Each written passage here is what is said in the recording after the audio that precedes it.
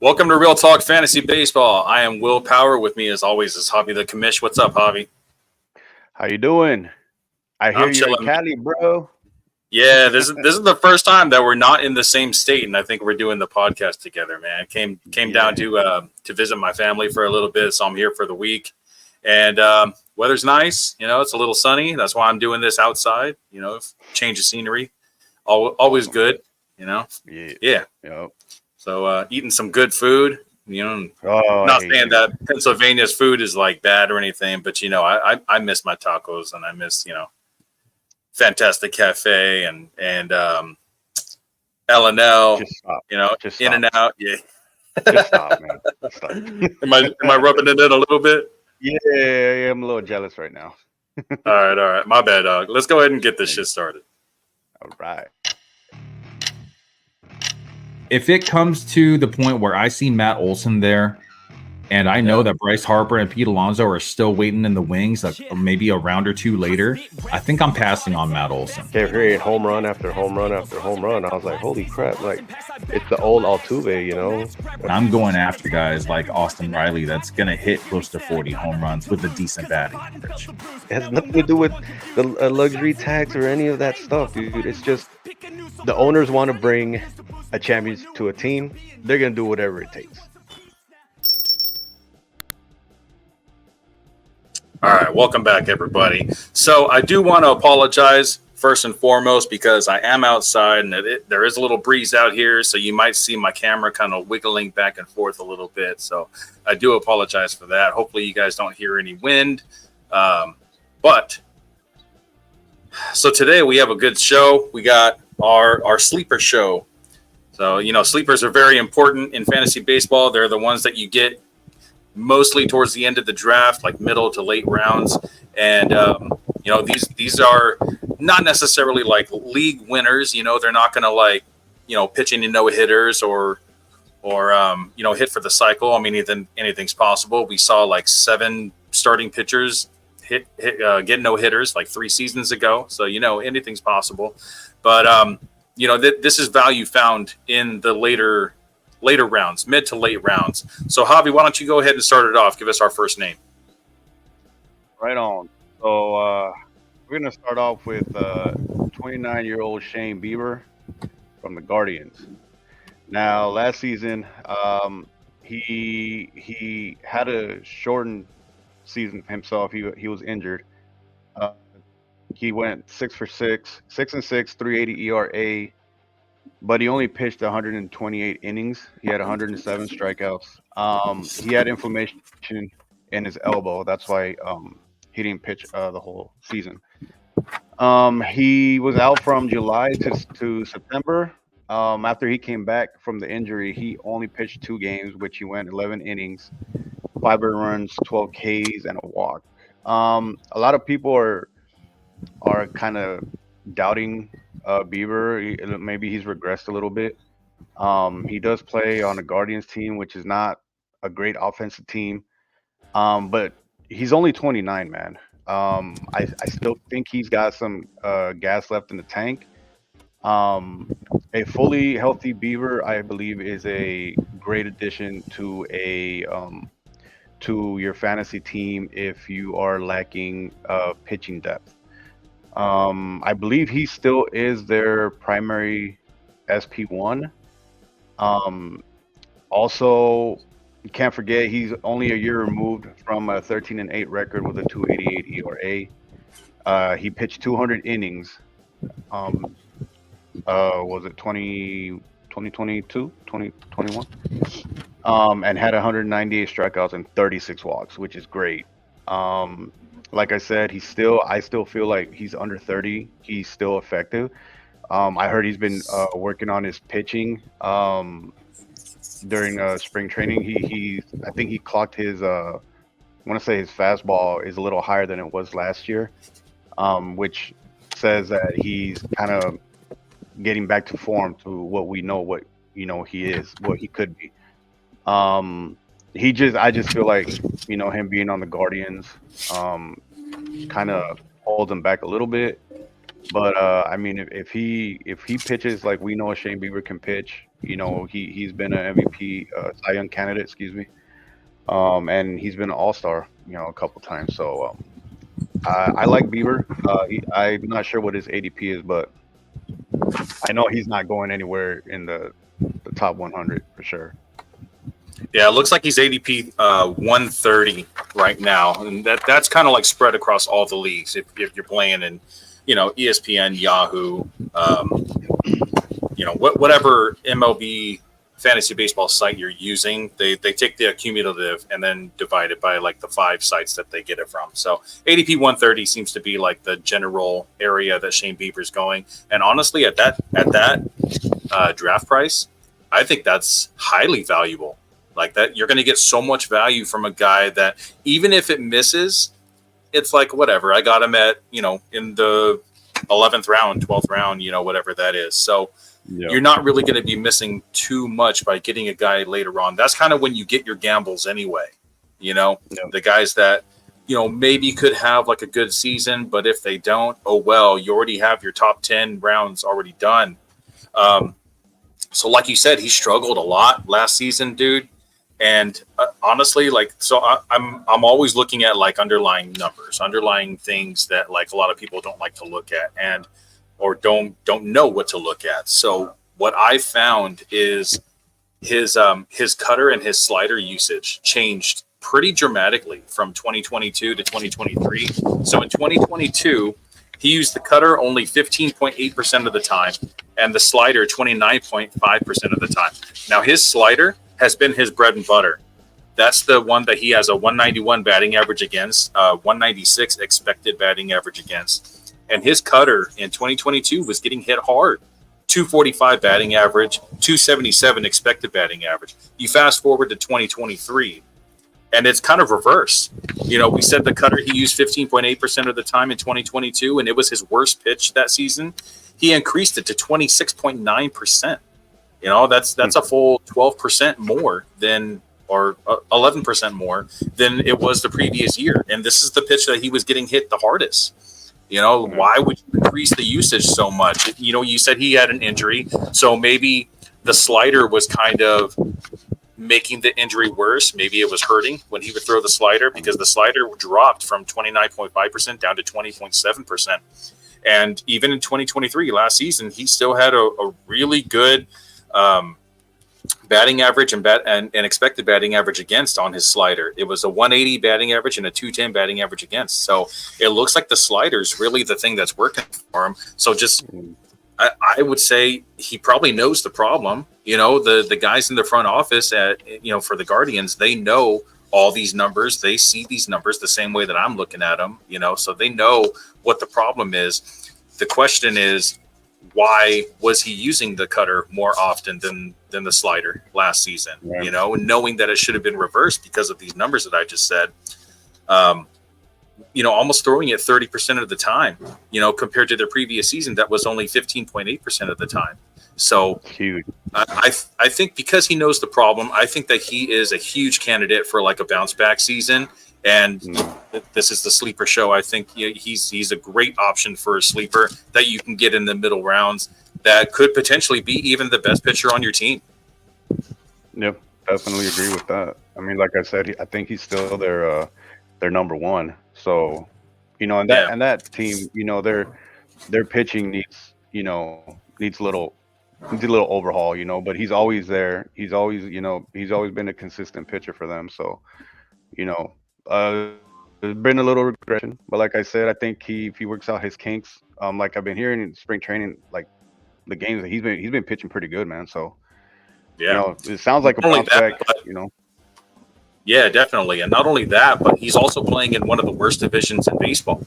So he has that going for him also. He's going to be pitching against the teams like the Royals, who only have, one really good hitter, and the rest of the team is kind of just like whatever. And then the White Sox, who have Luis Robert and possibly Eloy Jimenez that might, have somewhat of like a resurgence, but I doubt it. They just lost Tim Anderson. The Tigers, they have like Riley Green, like the prospect, but Javi Baez hasn't really turned out to anything spectacular or anything, so I think that since he's pitching in one of the worst divisions, it's going to help him also kind of like keep that ERA a little bit low. And, just like I said, I think we just need to see less of the cutter and more of the slider. Yep, I agree. All right, so that was Shane Bieber. And real quick, I just got to mention Rival Fantasy. Go to rivalfantasy.com, use the code RealTalkBaseball, or you can download the Rival Fantasy app and use code RealTalkBaseball. And you can, I actually just did a draft this morning where, you pay $10 to get in a draft, $5, $3, whatever it is. You make your account, and you can get in these best ball drafts, which is basically you just draft a team. It's 3 infielders, 3 outfielders, 1 utility, and 3 pitchers. And you have a bench. You have like 6 or 7 on your bench, and that's all you have to do for the season. You just do the draft. You don't have to do any in-season moves. You don't have to do anything extra. You draft your team at the end of the season. The team with the best overall points wins some money. You pay a little bit of money to get into the league, and the cash prizes are actually pretty significant. I got into this league this morning. I paid $10 to get in, and the winner it says cash prize is $190. So you could be walking away with some pretty decent cash. So in addition to best balls, that's the only thing they're offering right now because there's no official games yet until March 20th, opening day for the Dodgers and Padres in Seoul, Korea. But they are also having daily challenges. So right now you can do NBA daily challenges where they'll give you 2 different players, and you kind of just you have to decide which one you think is going to score more fantasy points for the day. The baseball one, it's going to be coming pretty soon. So I honestly can't wait for that one. That one I'm pretty excited about. I feel like I'm going to do really well on that one. But yeah, go to rivalfantasy.com, use code RealTalkBaseball, and let's all make some money. Yeah. All right, so continuing the trend with starting pitcher, I'm going to give my sleeper pitcher. If you will bear with me for 1 second, because I am not at my desk. I am in my parents' backyard right now. So just got to look for my paper real quick. And all right, well, I'm just going to go ahead and give the name for now until I find it. And that's Merrill Kelly. So I know Merrill Kelly is a little bit old. He's on the older side. He's 20 or 31, I believe, either 30 or 31. And the reason why, he hasn't really been like a top name in baseball is because he didn't get the call up until he was, in his later 20s. So he's actually 35 years old. So he's an older guy, but he didn't get the call until he was age 30. Yeah, off by a few years. But he got the call up when he was 30, in 2019. But since then, I feel like he's been like really, really consistent, dude. It's so he's had a 3.29 ERA last season, and then a 3.37 ERA the season before. 4.44 in 2021. That was the highest ERA of his career. And but last season, dude, the Diamondbacks, they went to the World Series. I feel like he was a big part of that with a 12-8 record. He doesn't have the highest strikeouts in the game. He pitched 177 innings, had 187 strikeouts, but the dude is so consistent, man. It's like every time he goes out there, you're going to get consistent points. He's not the type of guy that's going to go out there and throw a no-hitter. Like we said, is possible. Anything's possible in baseball, but he's pretty consistent. You're going to see a consistent 15 to 20, maybe a little bit more points every single game. And if you're in categories, you can pretty much bank on him to get a lot of quality starts.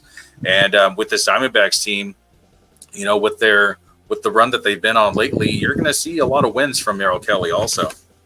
So back-to-back seasons with a 3.30 ERA. And in 2023, that wasn't easy to do, man. We saw batting averages skyrocket. We saw ERA, the league ERA, go up a little bit. And a 3.30 ERA in 2023, that's that's better than Spencer Strider. Spencer Strider was up in like the 380s or something. He's a full half run lower than Spencer Strider. So a little more than a strikeout per inning, like I said. Walks were up a little bit, 2% from 2022, but he's still around league average. or below league average, actually. So I think he's still pretty decent in that department. Um, yeah, so right before Merrill Kelly and ADP, you have Justin Bieber. you have you have Shane Bieber at ADP 130. You're in California, bro. I know the sun's getting to my head or something. So we got Shane Bieber at ADP 130. That's one spot ahead of Merrill Kelly at 131. You got Justin Verlander at ADP 28. And honestly, like Bieber, he's your sleeper also.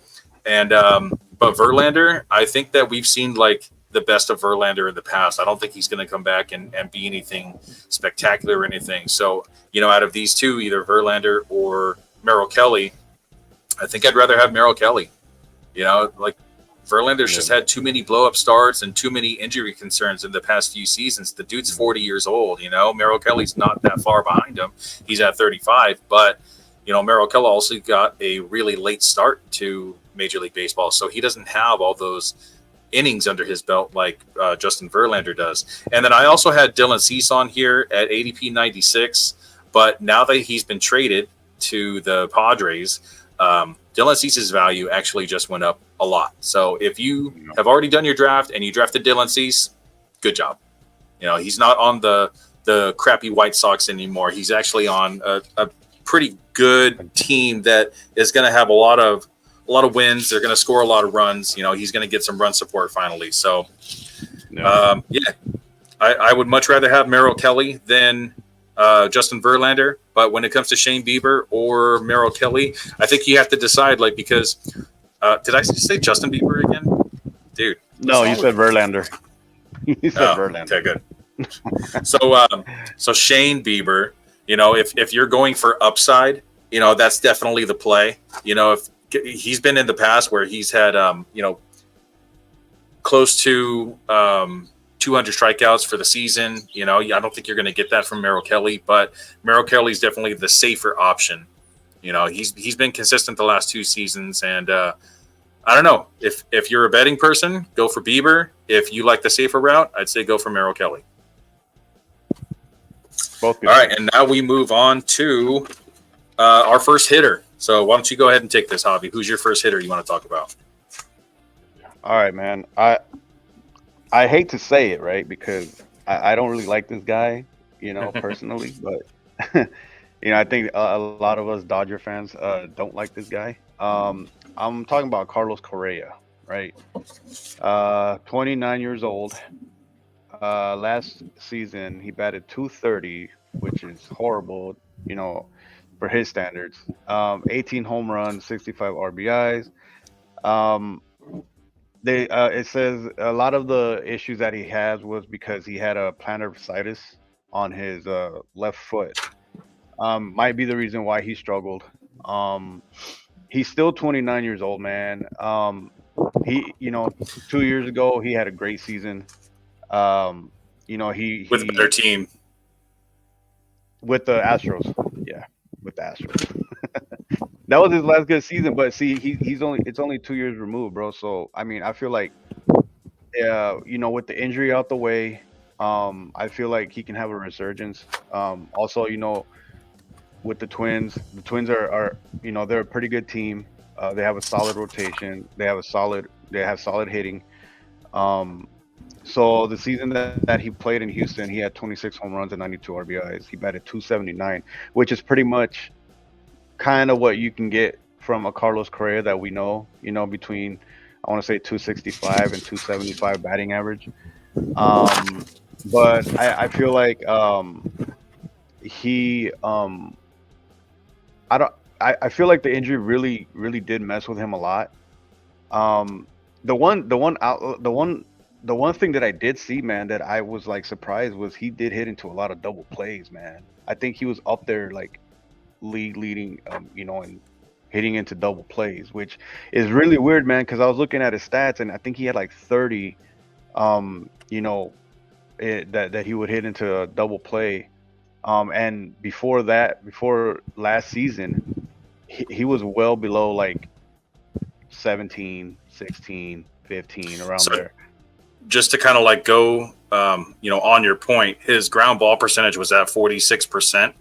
The 2 previous seasons were at 42%. So he did increase his ground ball percentage by 4% overall. Yeah.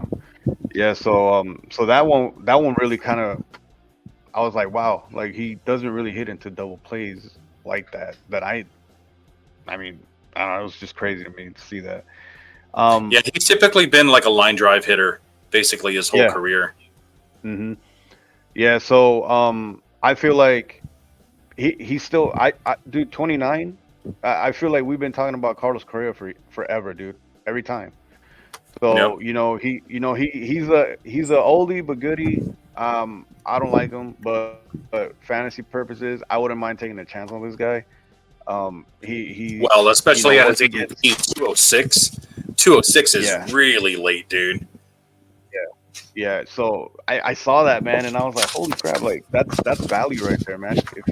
If you can get Houston Astros all two Correa, oh my God, yeah, dude, that's a Exactly. steal.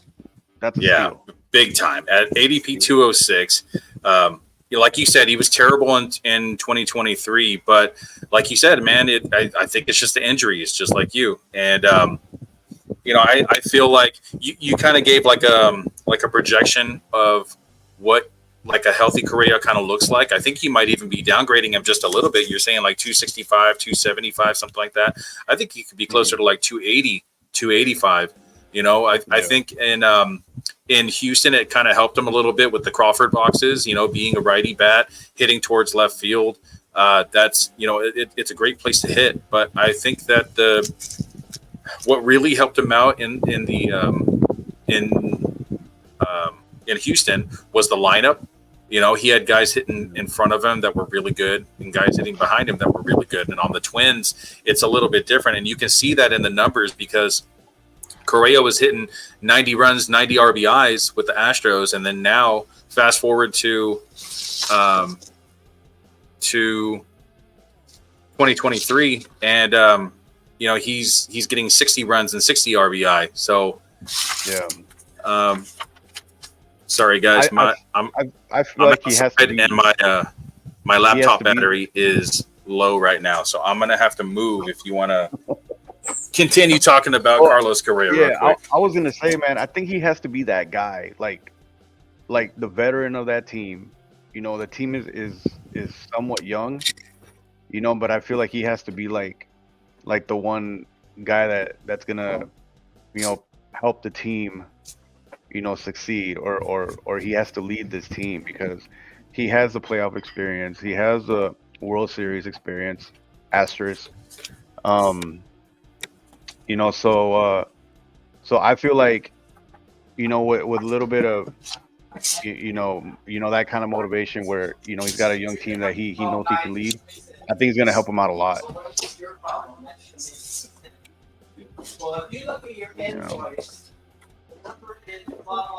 All right, can you hear me right now? Yeah, I can hear.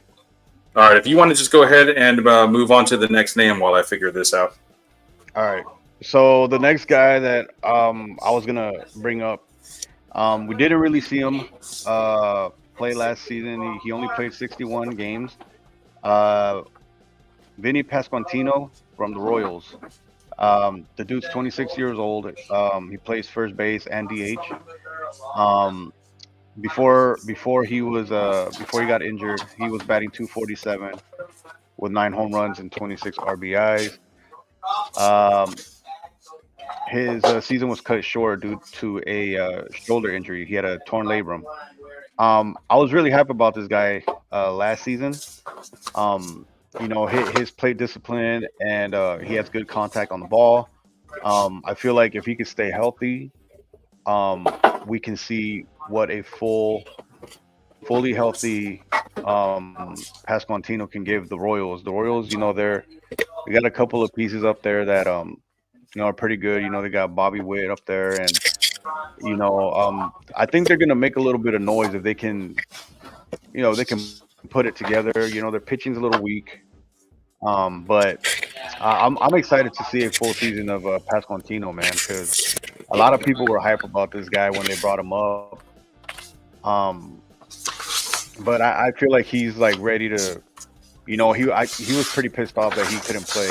Last season after the injury. So I feel like he has a lot to prove, and I feel like he's gonna do it, man. Like I feel like he wants to be that other guy on the Royals that's gonna help him, get to the next level. Yeah, he was always a top prospect, and I feel like he should still be considered like. I guess he's not technically a prospect anymore because he played 72 games in 2022 and 61 games in 2023. But, he hasn't even played like a full season accumulative, between like both seasons. A full season is 162. He hasn't even reached that yet. But, there's not that much information on Vinny Pasquantino on StatCast yet because, it's been such a small sample size. But I'm honestly like what we do have. It looks really good, dude. Barrel percentage and sweet spots percentage are above league average. His strikeout percentage is at 12%, which is well below league average. I think league average is more like 16%. And we're always talking about guys that we want them under 20%, and he's only at 12, so that's awesome. Walk rate is good at a 9.6%. 8.4 is league average. I think his EDP is just kind of like cautious. It's a cautious decision that's made by a lot of fantasy owners just because, like you said, the injury concerns, but he was cleared to resume baseball activities in December, this past December. And his spring training hasn't really been too promising, but I think it's hard, dude, because like you said, he had a torn labrum. He had surgery on the labrum. It's the same thing that Cody Bellinger had, and it took Cody Bellinger a little while to kind of like get it, but Bellinger's also a little bit older than Pasquantino. And when you're younger, you heal a little bit faster, a little bit easier. So I think there's a lot of upside, with Vinny Pasquantino. And at this ADP of 162, if you don't have a first baseman yet, or if you need a corner infielder or even just a utility bat and you see Pasquantino there, I think that's some pretty good value at 162. I think that's enough of a discount for me to take him to take a chance on him. Yeah. All right, so that was two of yours. Let's go to one of mine real quick. Now this guy, he's the top one on my sheets right here, which is why I'm going to go with him first. But I'm really excited about this guy, and that is Evan Carter.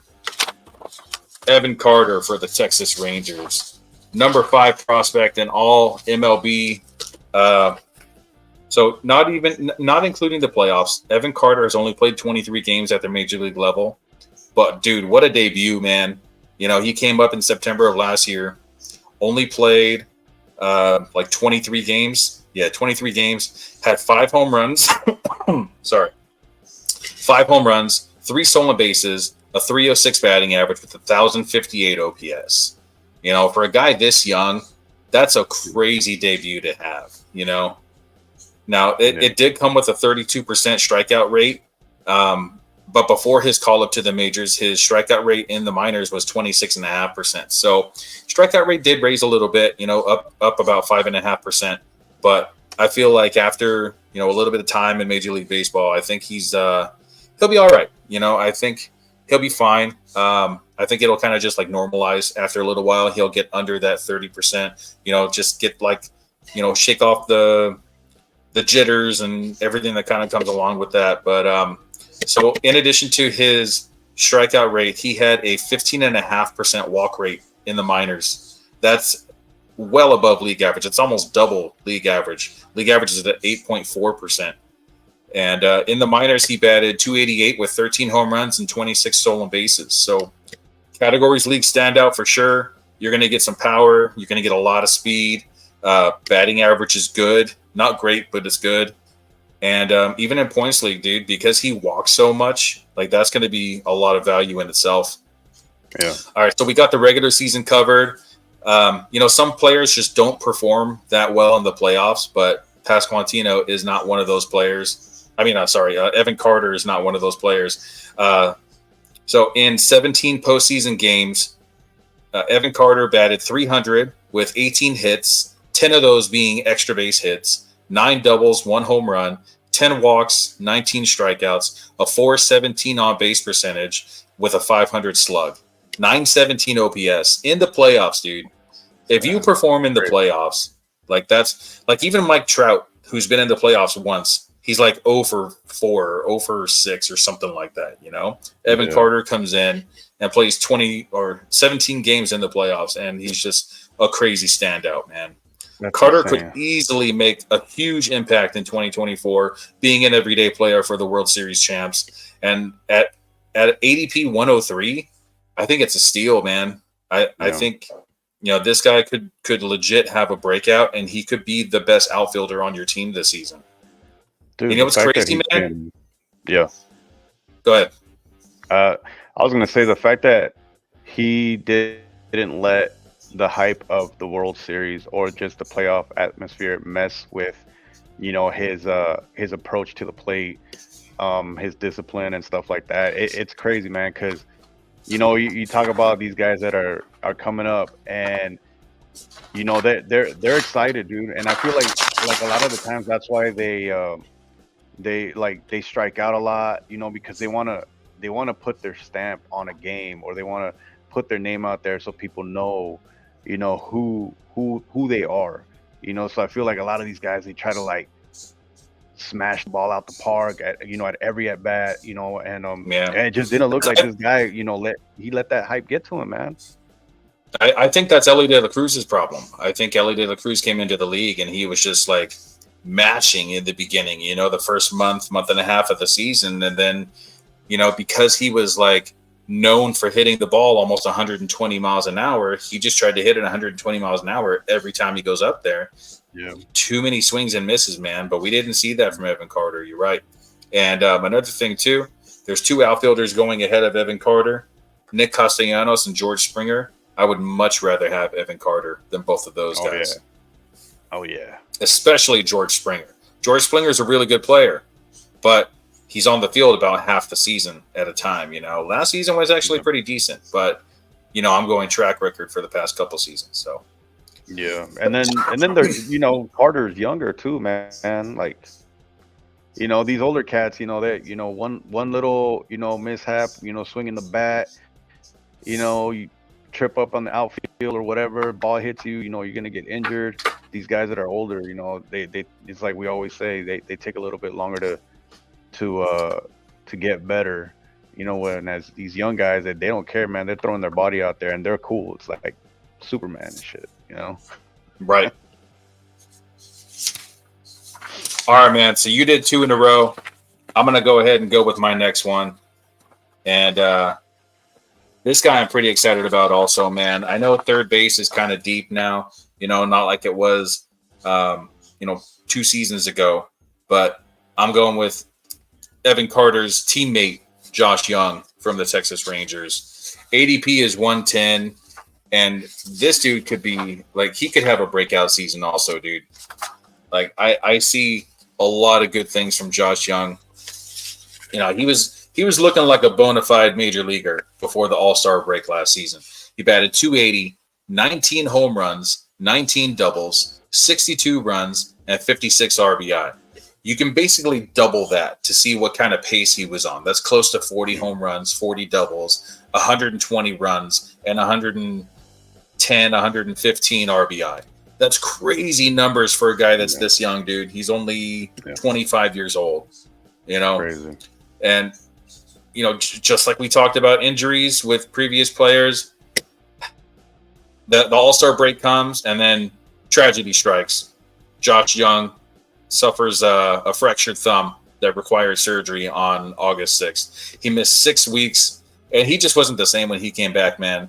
Pre-All-Star break versus post-All-Star break for Josh Jung, it's night and day, man.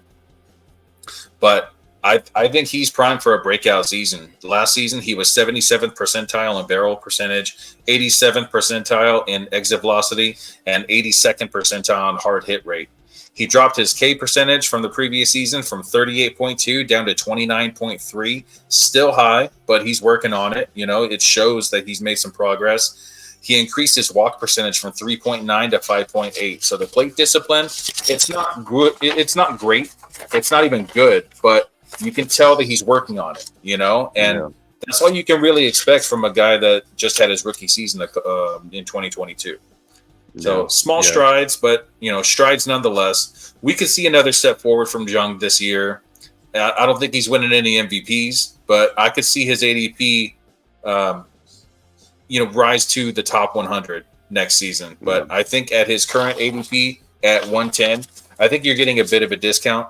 You know, just like I mentioned with Evan Carter going after George Springer.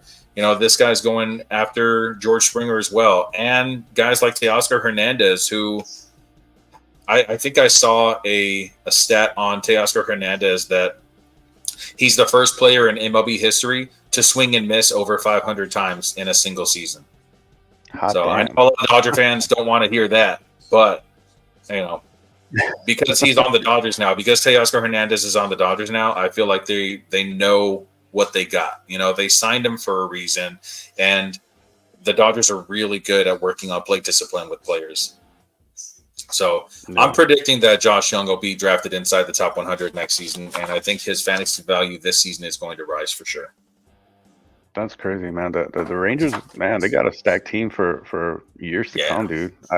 Man, dude, they got a good mix of veterans and young guys, man. It's crazy, dude. Exactly, dude. That's why they won the World Series last year, man. Yep, they're so good. They're so good. That's what every team needs, that, man. Like, especially if you got prospects coming up, that, man, you just need that perfect mixture of young guys, great prospects, and veterans that have been there, done that. Oh man, that's a recipe for success. Easy, man. And it's like the veterans that the Rangers do have, they're not just like, you know, your typical veteran, Nick Castellanos type of veterans. They're Corey Seager and they're Marcus Semien, guys that have been in MVP talks in previous seasons. You know, Corey Seager, the only two-time World Series champion in MLB history. You know, I mean, a two-time World Series MVP in MLB history. So got a lot of good things going on with the Rangers, man. I hope there's no World Series hangover, because I would love them to see. I would love to see them pounce on the rest of the division. You know, the Astros, got to mention them first. You know, the Angels really aren't much of a threat. The A's really aren't much of a threat. The Mariners, you know, they could be somewhat in the mix, but I'd love to see the Rangers go out there and do it again, man. Maybe we could see like the Yankees and Rangers in the ALCS. I think that'd be a really good matchup. You know, Garrett Cole's probably going to be healthy by then. Oh, that's another thing is Garrett Cole down for 2 months, man. That's devastating for fantasy owners and for Yankee fans and the Yankees team, dude. I feel like the Yankees need to go out and get Jordan Montgomery. You know, that's the last one out there. They need him, dude. I feel like with them getting Soto and everything kind of falling into play, I was like, yo, they're finally going to have a good, healthy team to start the season. And damn, that sucks, man.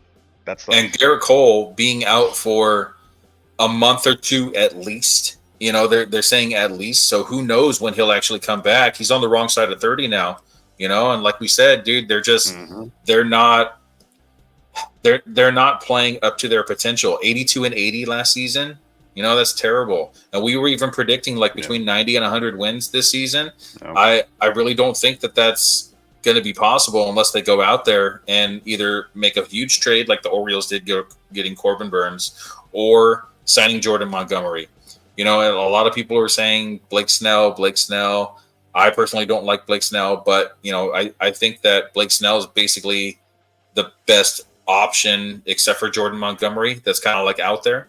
I don't think any other teams are really like selling right now. Dylan Cease is gone, you know, and Corbin Burns is gone. Like, who else are they going to go after? There's no other teams that are selling right now, at least not starting pitching. So between Jordan Montgomery and used to pitch Blake on Snell, the Yankees before, right? Who's that? Montgomery? Yeah. I think he was on the Yankees, and then he got traded to the Cardinals, or it might have been like vice versa. He was on the Cardinals and got traded to the Yankees.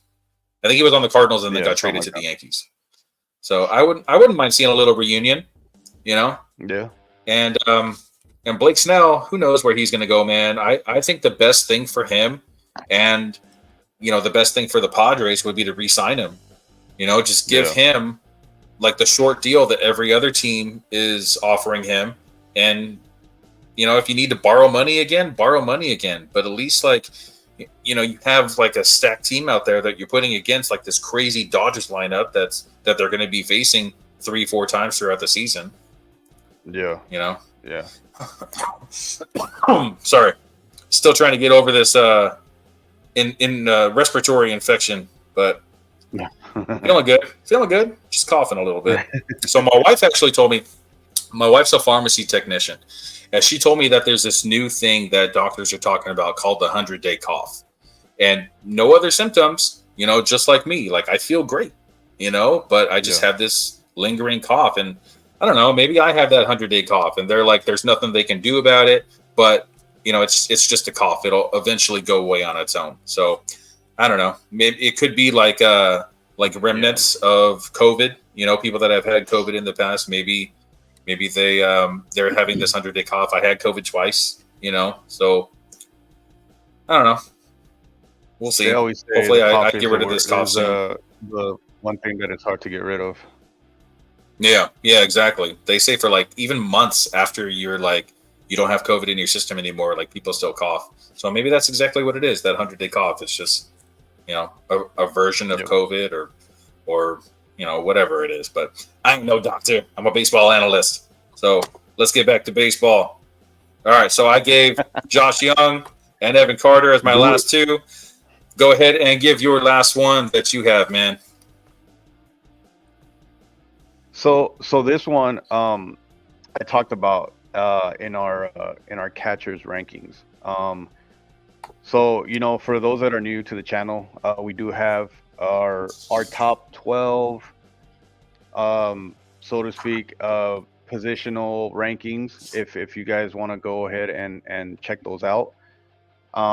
This one was one of my guys in the catcher rankings. I think he was like, I want to say like 11th or 12th or something like that.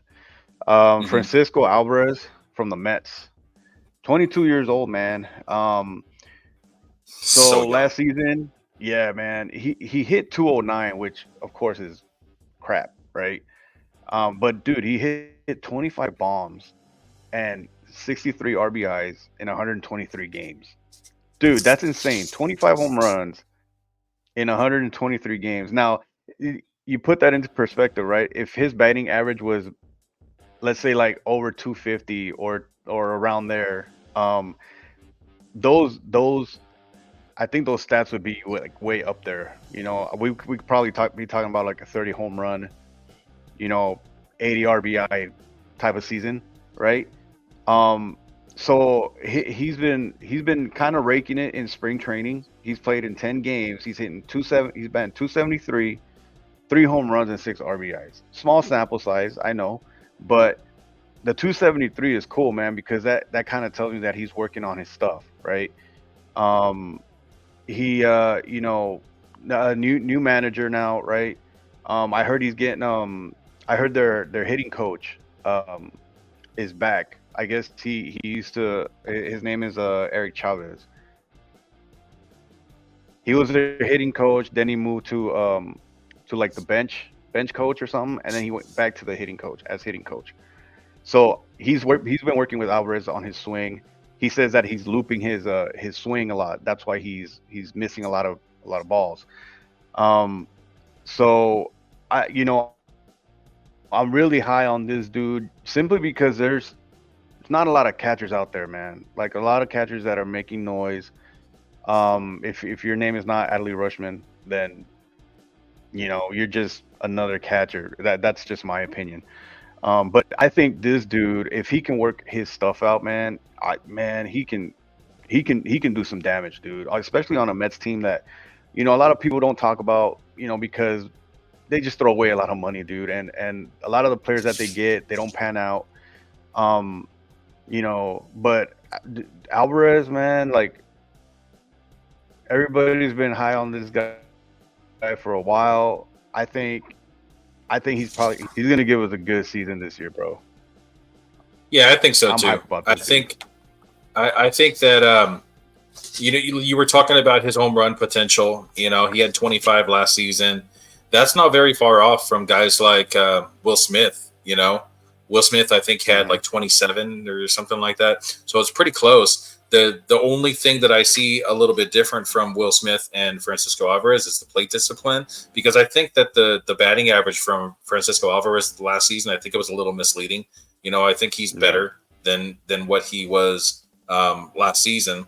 Just looking at his expected batting average, it was low, man, 209. But I think the Mets, they just had like a lot of low morale, and that could have contributed to his little decline. In the minors, he was actually hovering around like 250, 260. Let's see. In 2022, he batted 260. In 2021, he batted 272. So I think MLB, like if you translate that, he's probably like a 240 to 250 hitter, which is much better than, what did he get last season? You said like a 209. So a 209 batting average. I think that's very misleading. I think that we're going to see closer to like 240 to 250. And if you can get 25 home runs with a 250 batting average from a catcher, that's awesome, dude. That's definitely like more like a number 6, number 7 catcher rather than like a number 11 or a number 12 catcher, in my opinion. Yeah, he's the type of catcher that I think he's gonna make some noise. He could be. Yeah, I think he could be the premier power hitter at the catcher position. Going forward, we've seen like guys like Gary Sanchez hit like 40 home runs in the past. I don't think he has that type of potential right now, but no one else does either. There's no catchers out there that are going to be hitting 40 bombs. But Francisco Alvarez being so young. Let's see, he's 21 years old, man. 21 years old, hitting 25 home runs at the major league level in a really tough division in the National League East, where he's facing a really like a lot of tough pitching. So to see like those type of power numbers from Alvarez, I think if he just works on the plate discipline a little bit, he can shoot up there in the rankings, man. He can definitely break the top 100 next season. I like that you have a catcher on this list, man. On this sleeper list. Yeah, dude, that window that he has, like being 21 and the man strength 27, that's such a big window for improvement, bro. It's ridiculous. What if he can work out all his kinks, bro? Man, he could be up there, man. I'm saying like top 5 catcher maybe, because a lot of these other catchers, man, they're up there. They're older, they're on the decline. This dude, if he can work out his stuff, I think he could potentially be a top 5 catcher.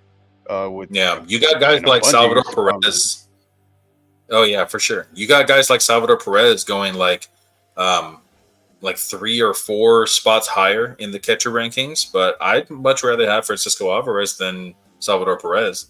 That might not have reflected on our top 12 that we went over for catchers, but just seeing what he's done last season compared to Salvador Perez, that's kind of like on his way out of the league. Like I wouldn't be surprised if Salvador Perez retired within the next like year or two. But I do like your pick. I do like Francisco Alvarez a lot. All right, then moving on to my last guy. This is Shane Bieber's teammate, Josh Naylor, man. Josh Naylor does not get enough love, dude. I love Josh Naylor. He is so consistent, man. He doesn't, dude. He's like, no one ever talks about Josh Naylor. Like I'm talking about him right now, and people that are watching are probably like, "Who the hell is Josh Naylor?" But 100-day cough. Sorry. So Josh Naylor, like, I feel like, when are people going to start believing in Josh Naylor? He missed the entire month of August last season, but